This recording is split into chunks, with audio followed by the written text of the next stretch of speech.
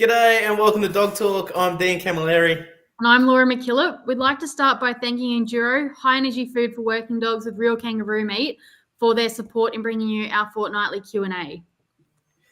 Today we're fortunate enough to be speaking with Anne Moy, and I always get your prefix wrong. Do you want to help us out there, Anne? Ulara. Ulara. There we go. Ulara. See that? Fantastic. How you been, darling? Good. Yep. Got a bit of a croaky voice, but good other than that. Yeah, big weekend for you? Yeah. Just I only had one day, so it was only one day of judging, but it was for the herding. I had a nice time out at Cobbity. Beautiful. So, our listeners out there that might not know of you, Anne, you want to tell us a little bit about yourself, where you're from, where you grew up, and how you got into dogs? Oh, God. That's a long time ago. So I grew up down in Auburn. Really? Yeah. I knew when I said that, I'd drop that bomb. Not allowed to have any animals at all. So I thought to myself, as soon as I got myself into a house and a home, I got as many animals as I could because I love them. And the first dog I got actually was a Doberman. And she's a nice little dog, but I don't know. My sister had a litter of Border Collies, Jenna, to a dog called Bracken. And she used to do obedience with them. And I said, she said, why don't you have a pup?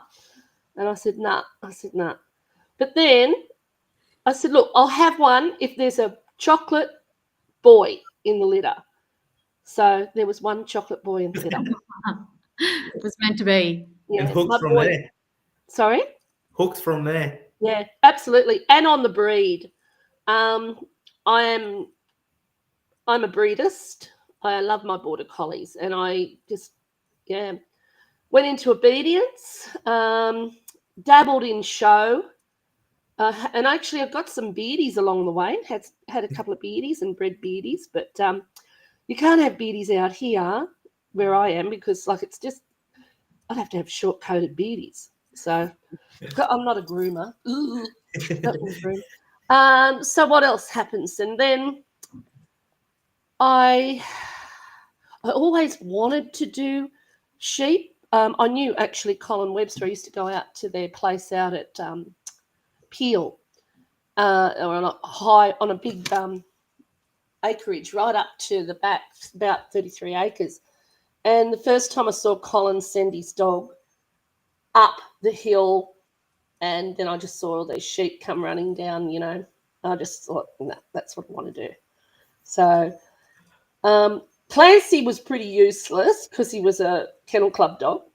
Yeah. He was really good at everything else. He was a lovely dog, but he just, didn't cut the grade for that. So I slowly got myself into, of course, work dogs, Border Collie work dogs, and then went from there. I've always bred Border Collies. Now I love my lines that I've got are just about done, unfortunately. I don't know. I was thinking the other day, am I going to keep going forward or will I just let it all finish now? Because I've got only 4 dogs left.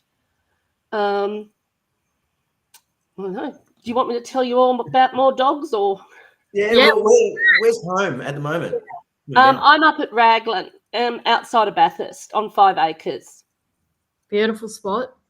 We're it's me on my own. It's my place now. I've got about 20 sheep too many on 5 acres, but and I haven't had to feed them yet, but they'll probably have to get fed. And I've got lots of guinea fowls, peacocks, dogs, of course, cats. There's a lot of snakes out here. That's why I've got guineas and cats. Yep. I don't like snakes. I've had a few dogs get killed, actually. My beautiful Dello Lee Twist, her name was, she was killed by a snake. So I have this dislike for them. Yeah, definitely. And you mentioned Colin there before. He had a lot of influence with you and your let's call it your herding journey. Yep.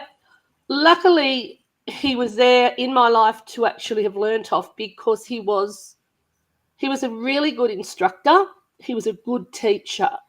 That's what I was saying to you earlier. I started at the Stock Dog Club, and I just wasn't learning. I wasn't learning, like, really. I went up to Colin's house and I said, I need some help. And he looked and went, yeah, you need lots of help. He said, you don't know nothing.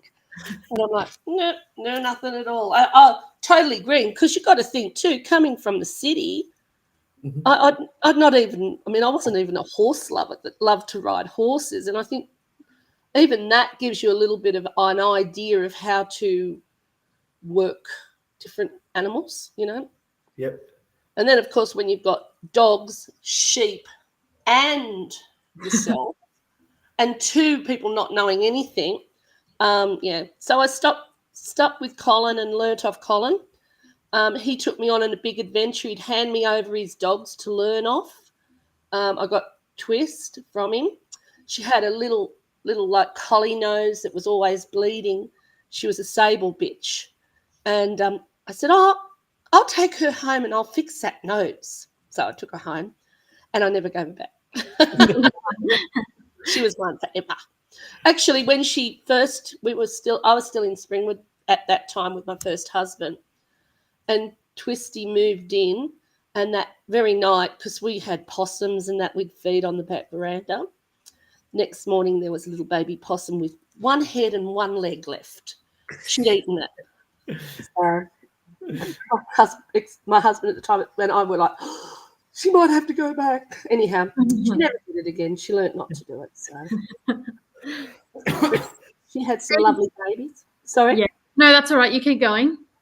No, she had some lovely babies that did really well. And as for breeding, I think I've done some really good breeding. I've, as I said, got into the ISDS lines, which International Sheepdog, our people will all know, our dog people will know all that.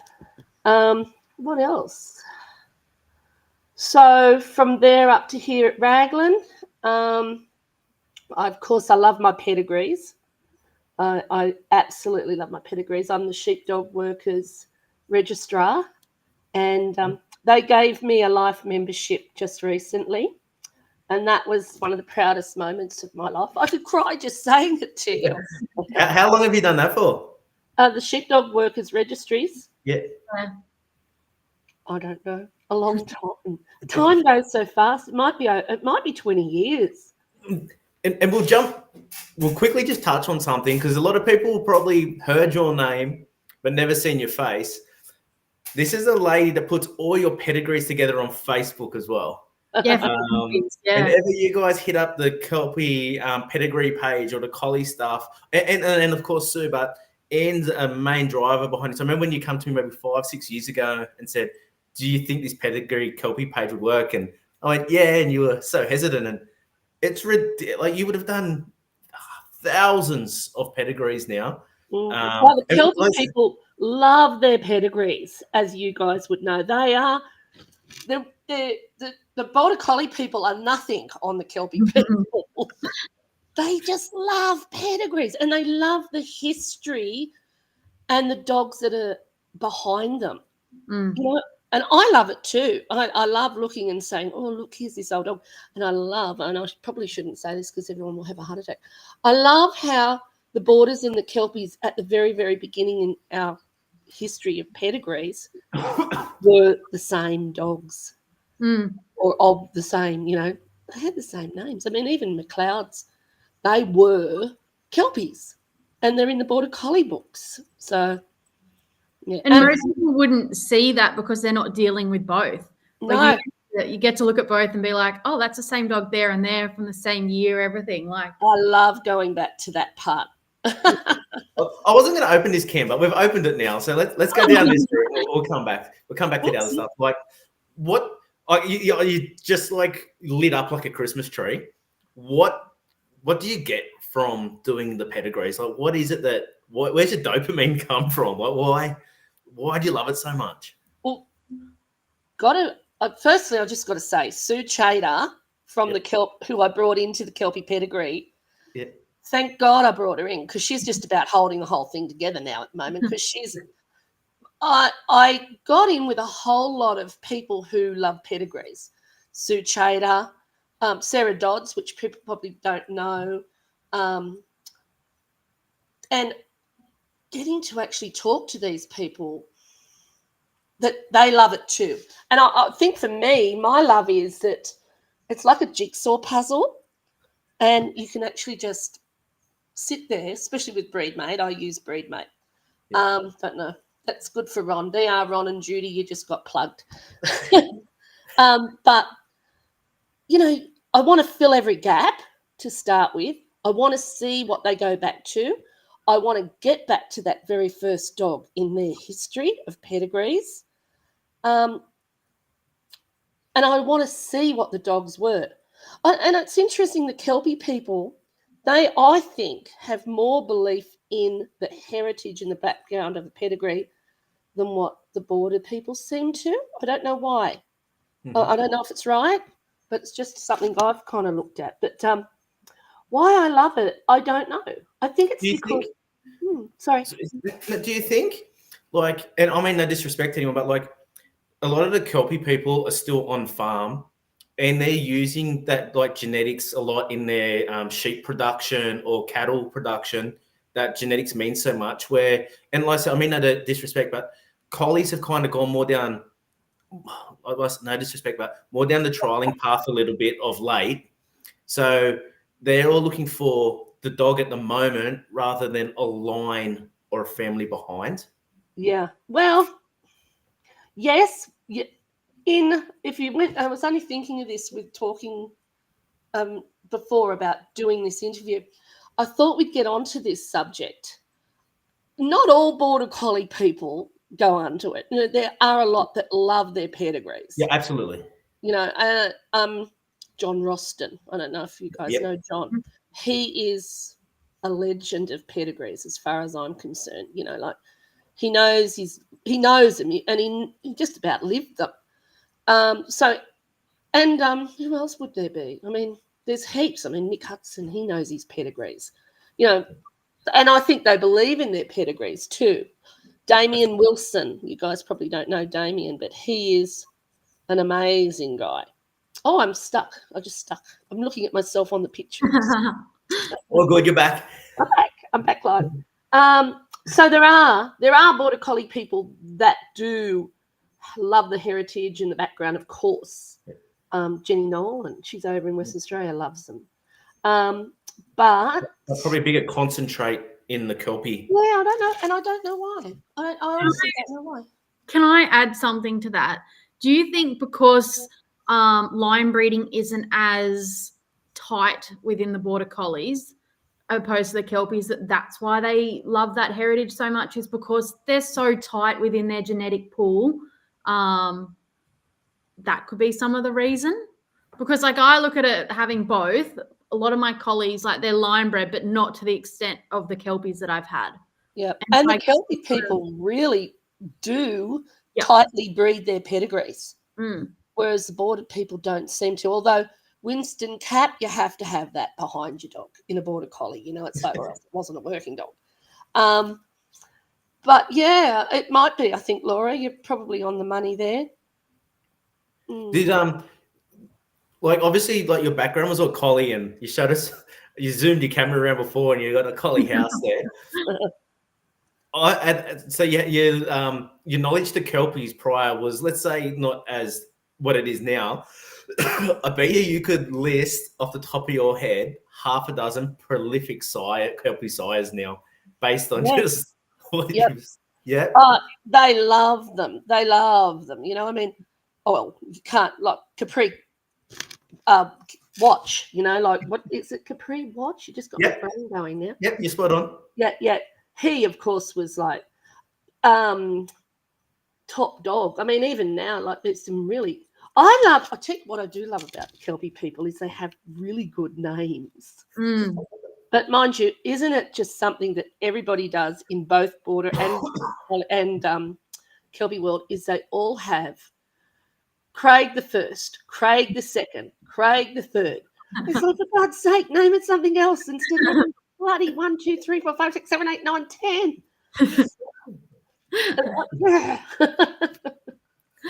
Blows my mind too, especially coming from the horses where nothing was named the same. Like if something already had that name, you had to name it something else. Like it was part of our registry.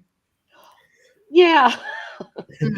So while we're on the Kelpie page, like, why did you come up? Well, did you come up with that idea when we spoke about all that time again? And what was the driving factor?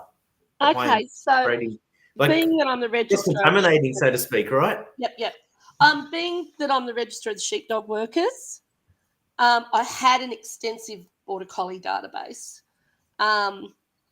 Like when I first got the databases handed over from the last registrar, I don't think she had the same passion as me for pedigrees. You know, like if it stopped at a point, it was like, oh, I don't care.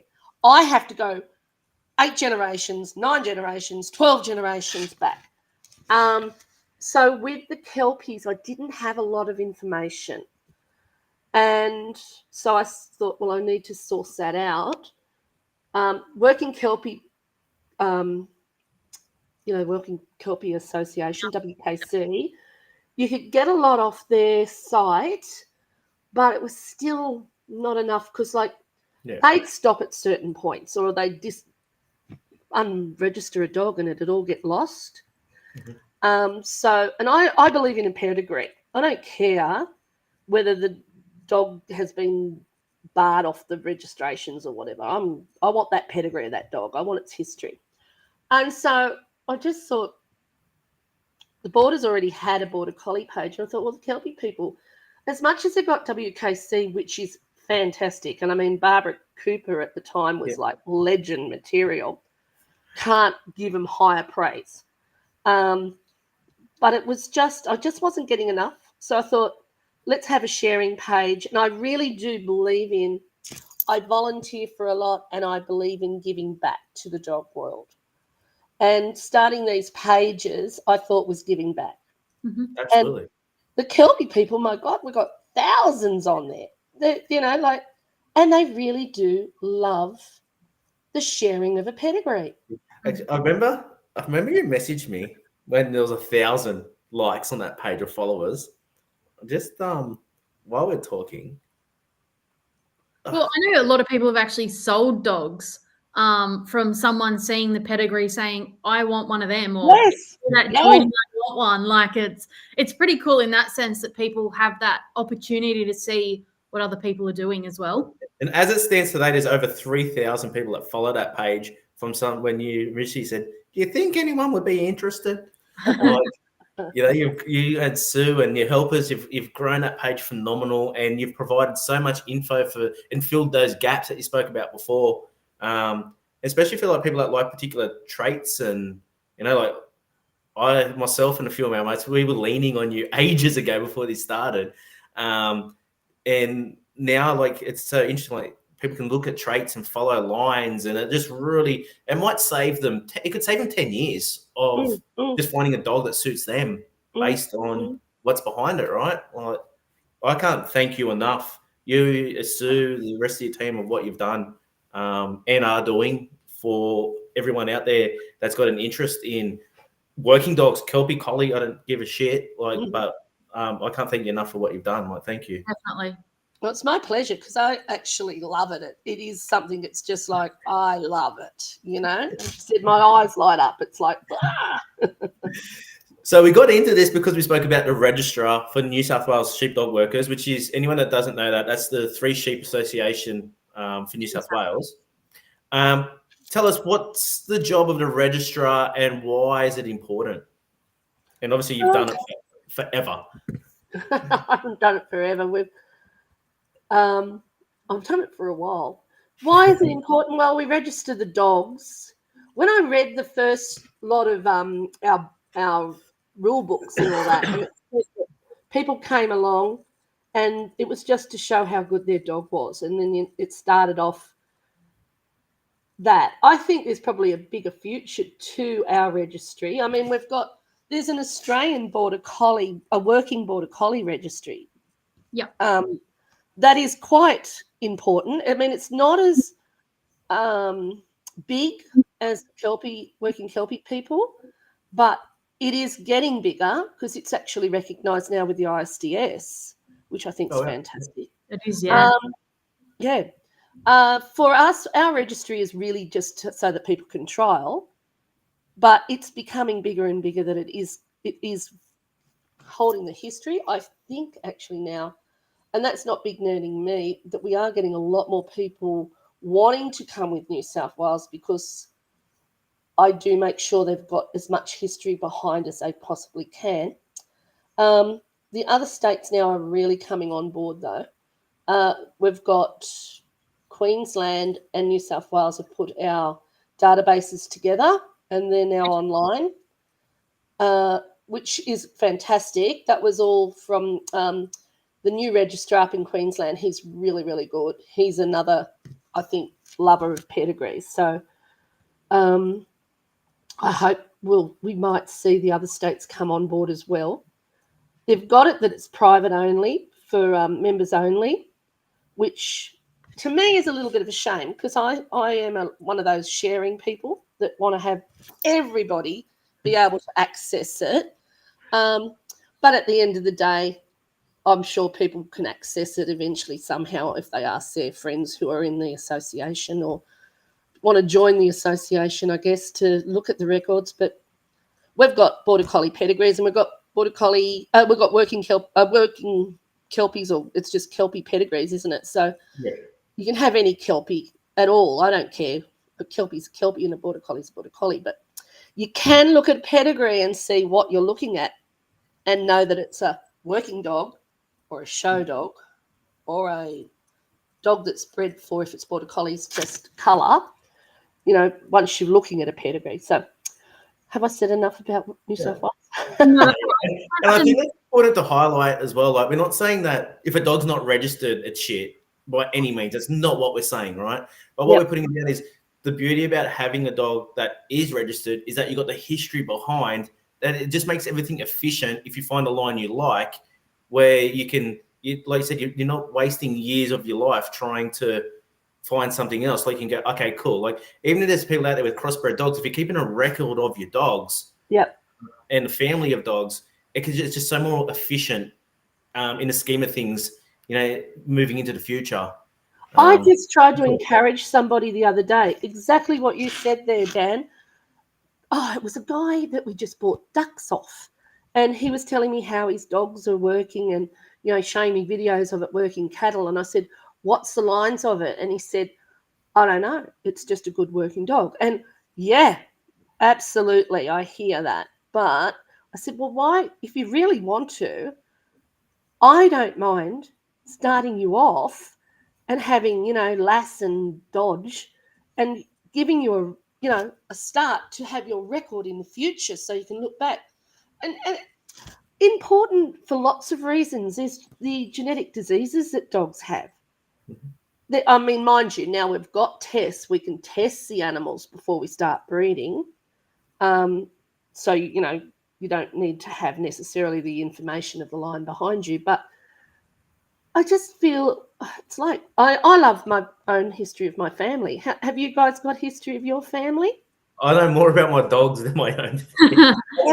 I have this conversation all the time. I go, I can give you 8 generations on any of my dogs. Kelpie, Collie, Belgian Malinois, Springer. I can give you 8 generations. Me, I can only go back to my grandparents. I know. And isn't that a loss for us? I mean, my daughter actually said to me, we got colour blindness in our family, Mum. We'd had 2 lines of 2 girls, so in a row. But back further, all the men were colourblind. So, just little things like that, even, I mean, for human beings, to me, we should have been doing our history a lot longer than what, compared to our dogs. But we're better with our dogs than what we are with us. Definitely. I'm like that. I'm a bit like Daniel. One side we know a lot and the other side nothing. Like it's, I've done my family history. At least I know it because I got into the dogs and I thought, oh, well, I may as well bloody put my dog family's on breed mate too. Anyone that doesn't understand that Ian's referenced Breedmate a few times, that's a program that spits out all these pedigrees Mm. for Yeah, everyone that's using them. it's an easy program to use. Well, for me, it is. I'm used to it now, so I like it. There So are other programs. for Sorry, a Mary. that's all right. For a new person coming into New South Wales sheepdog workers, what's the process for them to get their dogs registered? Well, all you have to do is become a member. If you want to just do a couple of just tryouts, just to go out, you don't need to register your dogs. You just do a day membership. I think your yard people have day memberships too, don't they? Do they? Yep. Yep. So we've got day memberships, and you don't need to register your dogs. But if you need to register your dogs, then you join the association, and then you just come to me, and I'll register your dogs for you. It's $10 a dog, and $20 to do your litters, and station bred $20. So it's reasonably cheap too. And it's And not is there hard. any proof of working or anything that they need? Like, If it's a new one, like a station bred, yes. yeah. You know, you need to actually. What we do is just get one of our members or someone to have a look at the dogs working, and go from there. I mean, God, 3 sheep's not easy. One, you know, like they've got for encouraged now. At least you can do a couple of crosses, but you know, you go out with a dog, you have your cross, and you're just walking home. It's done. At least with herding or something like that, you get to keep going a little bit further along the line. That said, do you want to tell us a little bit about your involvement with herding and what that's all about? Yeah, well, herding, it's not that new now, I suppose. It was new in my time, which is what got me into the sheepdog, because it was through Kennel Club ANKC. It's 3 lots of styles. There's a C course, which I don't do. The German Shepherds do the C course. They actually go along a boundary. I don't know if it's an interesting thing to watch. The A course is like a little tiny ring, and you just go through obstacles. And the B course is like a small idea of a ISDS type continental, UK type idea. So you've got, for starters, there's fetching, but after that, for both A and B course, you've got driving. And I love driving. I just think it's the best thing to standing on a peg and just instructing the dog to push the sheep through the obstacles, and the shed at the end. I love the shed. So for the B course. And the A course, yeah, you do obstacles again, and then you've got a cross drive, which was my nemesis. Every time I'd had to do that cross drive from a standing point, like it's like, but I did perfect it. Is it correct to assume that in your A and B course you stand still the whole time, like you're not with the dog at the obstacle, you're standing at a point and directing them from there? At the higher grades, Yeah. the started grades are just a fetch around the course. Yeah. Yeah. And you can do ducks and cattle with Kennel Club. Yeah, righto. So we haven't seen, I don't think we might have seen one cattle. I don't even know if we did. I can't even remember for that. Down in Tassie, they do it. They've got cattle, and I think Queensland might have a few cattle. We do ducks. Ducks are fun. I like working ducks. So you mentioned on the weekend you were judging. So what were you judging? I only judged tests. So for Kennel Club, you do tests just to see if the dogs are ready for trial. You've got a herding instinct, then a HT, and then a PT, but you don't have to do them all. If you just want to just do your PT, which is a pre-trial, that's just through 2 gates and a hold off a pen, a stop in the middle of that. And I did tests, and I did the B course, which is started It's a fetch around through 2 gates to a pen, then to a hold, and then the rest of it going up to the advanced levels. And I must say, I saw some very nice work. There was some really good Kelpies coming up in the tests, and that's, I think, a credit to Stock Dog Club. I don't think it was private instruction these people got. I think they'd come through the club, which is really good to see. Definitely. That people are learning and getting their dogs working nicely from it. You know, they were nicely off their sheep and not pushy or anything like that. There was maybe 1 or 2 that did that, but Always going to have that. yeah. And how long's your involvement been with herding? Is that Herding New South Wales, or what organisation's that? That's Herding, as in herding, is Dogs New South Wales. New South Wales. Yep. Yeah. Then there's clubs, which are their affiliates that run their trials, just like Sheepdog Workers. Their affiliates run their trials. Yep. Unless we've got state titles coming up for Dogs New South Wales, which the Herding Working Party will be running. So, Yep. And how long's your involvement been with Dogs New South Wales and the herding? Dogs New South Wales since 1987. Holy shit. Yep. Holy shit. But herding didn't start until probably, well, I don't know dates. I'm terrible on dates. Maybe 2000, maybe. I could go back. Still a long time. Yeah. Oh, yeah.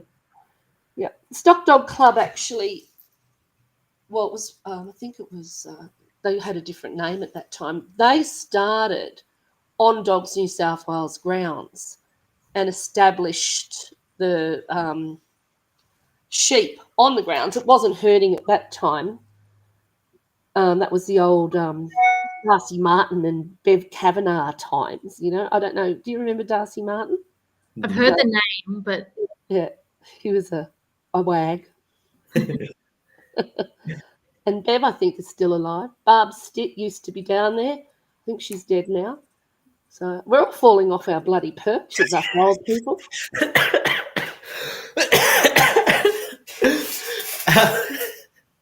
I'm still above ground at the moment, Dan. You are. You're right. Your toes are turned the right way. Yeah. And you mentioned before that you love to give back and help and volunteer. Like, not only do you give yourself to the registry of the Sheepdog Workers or herding or the Kelpie Pet, the Facebook pages, you also open your home to a lot of people. Oh, yeah. I haven't. My health hasn't been that good lately. I had a stroke in 2019, so it made me not as easy to walk. So, but I've had the house on a weekend. We generally have over the years had people come out, and they come out, and I don't charge. When Colin was alive, we'd do it as well, and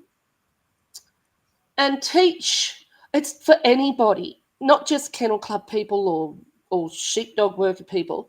It's for the farmers, because like there's farmers out here. We just had a Jillaroo come out, and she had dogs, but she wasn't working them, and she was watching all the people working their dogs, and she came out to us to here, and she said, I just want my dogs to be able to work. She said, the other people's dogs work awful. She said, I can see that.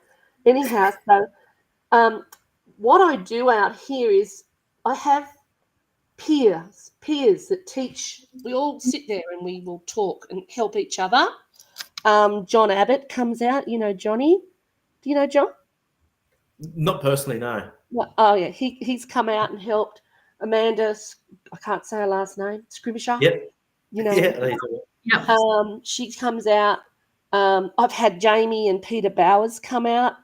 They are such good instructors. Like, wow, you know. If they come out, people are so lucky. I mean, mind you, they're lucky if they get John or Amanda. Chrissy Egan used to come out and help sometimes. So I love that you call him Chrissy. He's still He's not as well. He doesn't live local here now. He's gone out now. He's married and got his little baby, so we don't see him as much. I saw him out judging. I went to Tarrana the other day to watch. I generally like going out and having lunch and just watching. Sneaky wine. Yeah.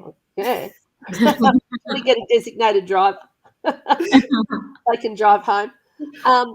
Actually, I like Tarrana, although food wasn't that good last time, but we won't mention it. I'll have to get their act going for next year. Back to here. So what we do is we have, well, at one stage I was doing both days, but it got a bit much. So we're back to the Sunday. We get people to come out, and I've had a nice fella. He came out and he'd learnt everything from books and videos, and he was really good. He just needed a little bit. I said to him, come on, we've got to get this going, because he was doing, you know how when you start to train on your own and you start making mistakes and you make the same mistake over and over? He just wasn't putting his dog around the sheep to the head.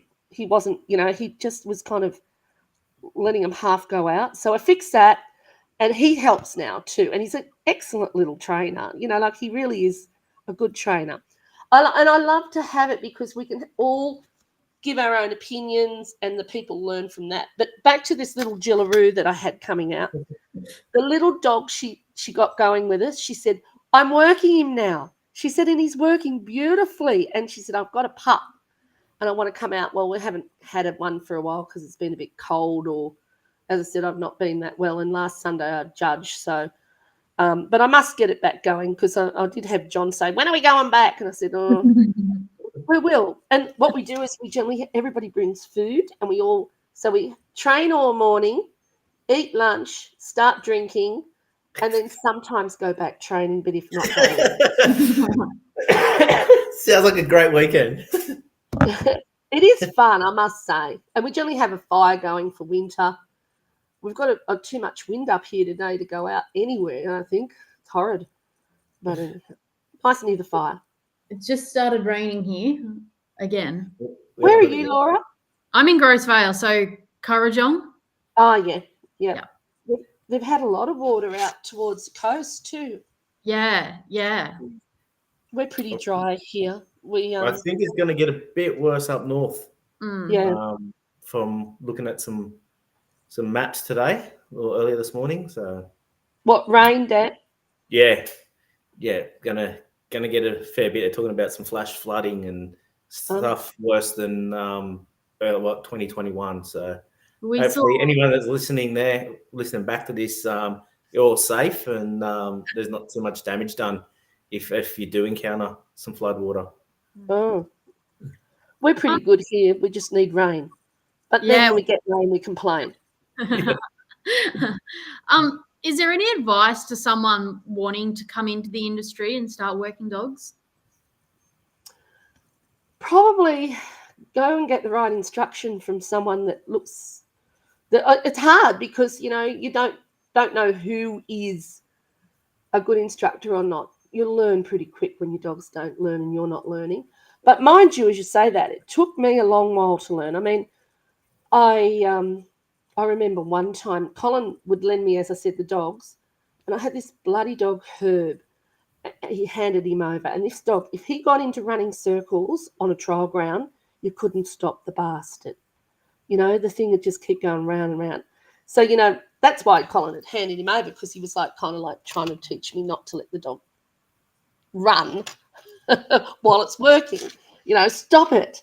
But anyhow, I that day he totally blew me off, and I was doing so bad, and I walked out, I slammed a door. I was going to give it up, and Lee Foster sat there, and she said to me, "You're an idiot."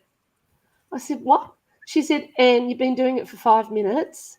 She said, "These blokes have been doing it for years and years." And she said, it's not an easy sport. And she said, just go easy, girl. So anyhow, I did. And as I said, I found one instructor that I thought I was learning off, which was Colin. And, that's what I would say to everybody. watch out that you don't end up with someone who doesn't know how to teach you. Mhm. That's great advice.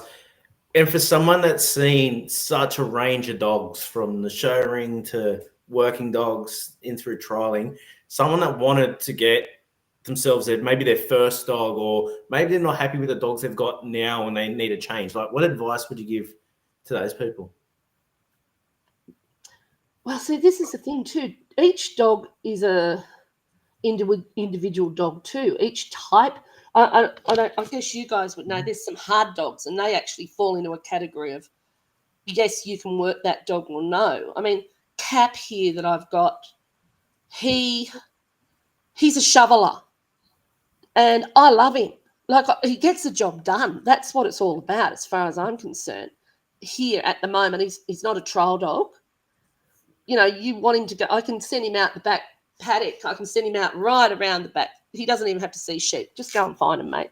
And he'll find him. His sister's the same. But that dog would not suit everybody. It's probably more an advanced person. So, and again, I mean, some of the trial dogs are a little bit too soft, maybe, so they won't suit each. I mean, you guys have your lines that you like. Yeah. A beginner doesn't know any of that. So I guess what you would probably do, and my suggestion would be, go to trials. One of the things that Colin used to say to me, you learn more with your big fat ears than your big fat mouth. Mhm. So listen, you know, go and listen and watch and learn. Don't just jump into it. Try and find someone who will advise you what dog to get.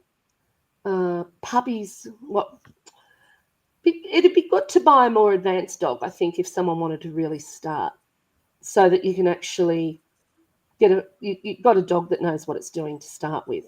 Yep. Hopefully. Yep. And the person that sells it to you is a good person that, you know, isn't selling you their crap. Yeah, absolutely. Yeah.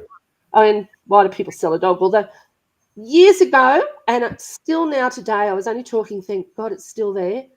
There are old men out there, and it's old men, or sometimes it's an old lady, that will give you one of their old dogs, you know. Yep.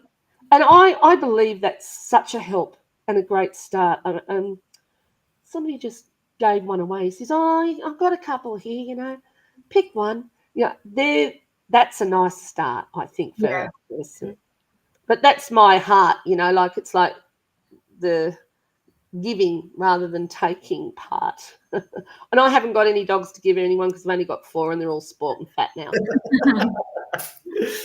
And thank you very much for your time today.